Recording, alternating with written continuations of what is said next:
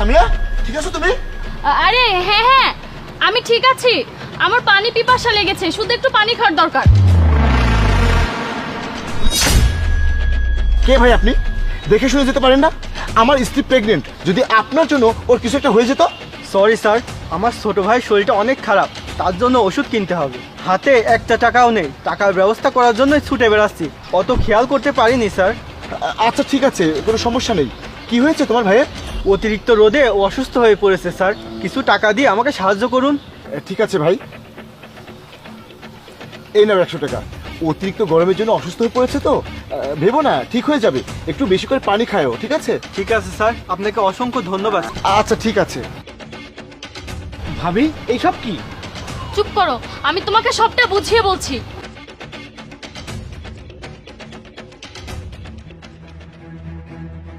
এখানে সবকিছু ঠিক আছে তো সামিয়া? হ্যাঁ জাহিদ, এখানে সবকিছু ঠিক আছে। অতিরিক্ত রোদ তো, তাই মাথাটা ঘুরে যাচ্ছে আর খুব পানি পিপাসা লেগেছে। হ্যাঁ হ্যাঁ ঠিক আছে, তুমি এক কাজ করো, এখানে সামনে এখানে বসো, আর সামনে তো ক্যান্টিন আছে, আমি ওখান থেকে পানি নিয়ে আসছি। যাও বসো। ঠিক আছে, তাড়াতাড়ি এসো। ভাবি এবার বলো তো তুমি ভাইয়াকে ঠকাচ্ছ কেন?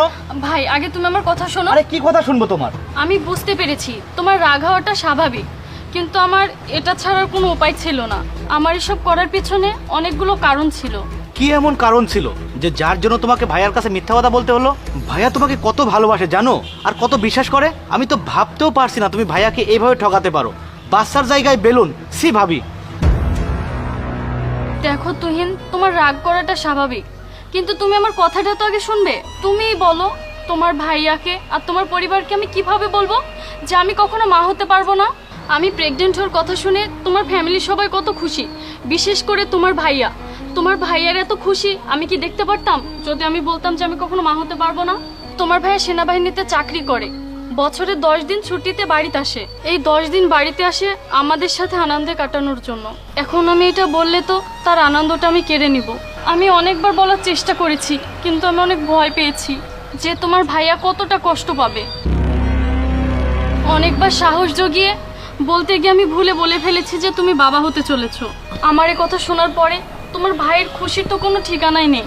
তাই আর কি, আমি সত্যিটা বলার আর সাহস পাইনি, বলতে পারিনি যে আমি কখনো মা হতে পারবো না আর তোমাকে বাবা বানাতে পারবো না। আমি এই কথাটার বেশি দিন লুকাবো না, কয়েকদিনের মধ্যে সুযোগ বুঝে তোমার ভাইয়াকে সবটা বলে দিব। আমি জানতাম না যে তুমি ভাইয়াকে খুশি রাখার জন্য এত কষ্ট করছো। কোনো ব্যাপার না ভাবি, তুমি ভাইয়াকে বলে ক্ষমা চেয়ে নিও।